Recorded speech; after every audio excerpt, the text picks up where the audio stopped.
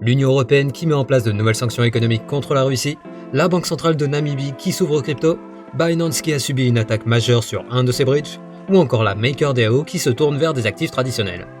Bienvenue dans ce Daily Crypto où je vais vous résumer ces dernières actualités du monde crypto. Et comme d'habitude, si vous appréciez ce format, pensez aux commentaires et aux likes pour le référencement de la vidéo, et à l'abonnement ainsi que l'activation de la cloche pour être au courant des dernières actualités du monde crypto et blockchain.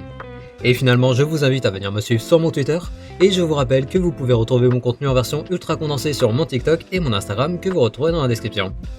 Mais avant de parler des actualités du jour, commençons avec l'état du marché en ce vendredi, avec un marché qui est majoritairement dans le rouge alors que les chiffres du chômage américain sont descendus de 3,5%, ce qui fait craindre au marché une nouvelle hausse des taux d'intérêt de la Fed de 0,75 points. Mais malgré cette mauvaise nouvelle, on a quand même quelques projets qui surperforment aujourd'hui le marché, avec le GMT qui nous fait un plus 4%, le CSPR qui nous fait un plus 6,6% et le One Inch qui nous fait un plus 9%. Mais passons sans plus attendre aux actualités de ce vendredi 7 octobre 2022. On débute les actualités du vendredi avec la Commission européenne qui dévoile une nouvelle série de sanctions contre la Russie qui devrait en théorie freiner de 7 milliards d'euros les importations et les exportations selon les estimations de la Commission.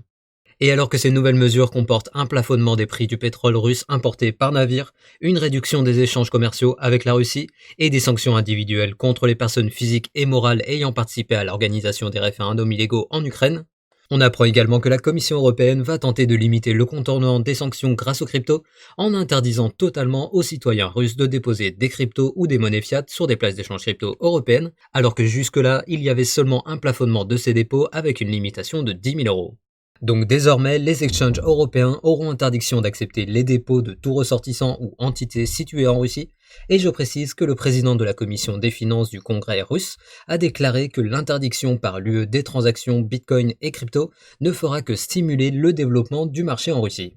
Donc au final, alors que l'on sait que la Russie est actuellement en train de travailler sur son adoption des cryptos pour les particuliers ainsi que pour son commerce extérieur, et que historiquement les sanctions économiques ont plutôt renforcé les économies des pays sous sanctions, il est très probable que ces sanctions européennes au niveau des cryptos n'aient finalement pas l'effet escompté. Pendant ce temps, en Namibie, la banque centrale du pays s'est montrée très ouverte aux paiements en crypto-monnaie.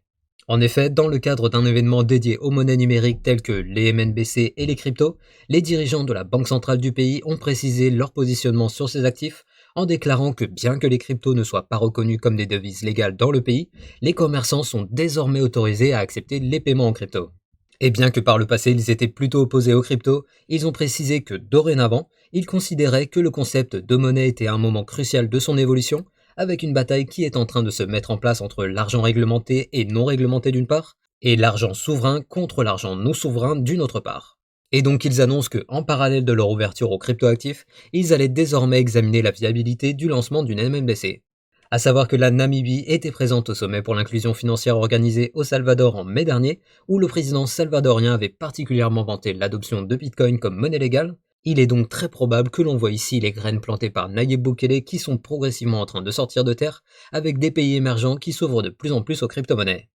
Reste maintenant à savoir quel sera le prochain pays à succéder au Salvador et à la Centrafrique dans l'adoption de Bitcoin comme monnaie reconnue officiellement par l'État. Revenons dans le secteur des cryptos avec le hack qui a fait la une des médias crypto aujourd'hui. Durant la nuit de jeudi à vendredi, on a eu un attaquant qui est parvenu à exploiter une faille sur le bridge BSC Token Hub entre la BNB Beacon Chain et la BNB Smart Chain, et là on ne parle pas d'une petite attaque car le hacker est parvenu à subtiliser 2 millions de tokens BNB, soit l'équivalent de 566 millions de dollars au cours actuel. Mais les équipes ont vite réagi et sont parvenues à geler une partie des fonds grâce à l'arrêt de la blockchain, ce qui a finalement laissé l'attaquant avec environ 100 millions de dollars, qu'il est parvenu à répartir sur plusieurs blockchains qui lui ont permis d'emprunter des stablecoins et d'autres cryptos, ce à quoi Tether a réagi en blacklistant son adresse, rendant ainsi les USDT empruntés désormais inutilisables. Et donc suite à l'arrêt de la Binance Smart Chain, les validateurs ont mis à jour le réseau pour empêcher l'attaquant de transférer les fonds restants, lorsque quelques heures plus tard, la blockchain a finalement été remise en ligne. Donc au final, le pire a été évité et les fonds des utilisateurs ne sont pas à risque, mais le fait que la blockchain ait pu être arrêtée aussi rapidement a fait réagir la communauté crypto sur Twitter, qui a rappelé qu'un arrêt aussi rapide de la blockchain démontre bien que le réseau est loin d'être décentralisé, étant donné le nombre réduit de validateurs sur la blockchain. Pendant ce temps, du côté de Celsius, on a eu deux informations qui ne vont pas arranger la situation des dirigeants de l'ancienne plateforme de prêt crypto. Tout d'abord, on apprend qu'avant que la plateforme ne gèle les fonds de leurs clients, on a eu le CEO Alex Machinsky qui a encaissé 10 millions de dollars en crypto-monnaie, le CSO Daniel Leon qui a encaissé l'équivalent de 11 millions de dollars, et finalement l'ancien directeur New Goldstein aurait transféré 13 millions de dollars en crypto, mais dans ce cas, il semblerait que ce transfert ait été effectué sur une adresse gérée par la société Celsius. Donc en gros, les anciens dirigeants de Celsius étaient au courant en avance de la chute imminente de leur plateforme et se sont remplis les poches avant d'annoncer le gel des fonds de leurs clients pour au final quitter leur poste. Mais ce n'est pas tout car on a également appris que désormais l'ensemble des données des clients telles que l'identité, les mails et les soldes crypto détenus sont désormais accessibles à n'importe qui. En effet, l'information va vous paraître totalement lunaire mais elle est bien véridique. Dans le cadre de la procédure de liquidation judiciaire, Celsius a dû révéler une liste détaillée de leurs clients avec leurs coordonnées ainsi que les soldes de chaque utilisateur et le liquidateur n'a rien trouvé de mieux que de tout simplement publier cette liste qui est désormais accessible à n'importe quel escroc qui va pouvoir exploiter ces données pour cibler les personnes avec les plus gros portefeuilles, pour au final tenter des attaques de phishing, voire même retrouver les adresses physiques des personnes grâce à leur nom et prénom. Donc au final, si on fait un petit résumé, on a les clients qui ont perdu les fonds déposés sur la plateforme de Celsius, pendant que leurs données se retrouvent désormais exposées publiquement, et les dirigeants se sont remplis les poches avant de quitter le navire. C'est moi ou il y a une ambiance de merde? Parlons maintenant de projets crypto qui construisent leur avenir avec la MakerDAO qui diversifie ses réserves. En effet, depuis l'affaire Tornado Cash et le gel des adresses USDC de Circle, la MakerDAO qui gère le stablecoin DAI qui était principalement garanti par des USDC est en recherche d'une solution pour réduire sa dépendance à cet actif considéré comme trop centralisé. Et donc dans l'objectif de diminuer cette dépendance, la MakerDAO vient d'annoncer un plan d'investissement à hauteur de 400 millions de dollars dans des bons du trésor américain et 100 millions de dollars dans des obligations d'entreprise, qui sont tous les deux des actifs qui devraient permettre au projet DAI de renforcer son bilan avec des actifs liquides à faible risque. À savoir que le plan d'investissement est déjà en cours avec une première transaction pilote de 1 million de dollars qui a été effectuée, mais cette décision a de quoi surprendre étant donné que le but initial de la MakerDAO était de réduire leur exposition aux acteurs centralisés et au dollar. Bref, au final, est-ce que l'on se dirige vers un DAI avec une réserve qui sera de plus en plus centralisée? Eh bien, pour le moment, il est encore beaucoup trop tôt pour faire cette affirmation, mais bien sûr, affaire à suivre dans le Daily Crypto. Et on finit les actualités du vendredi avec le flash de jour.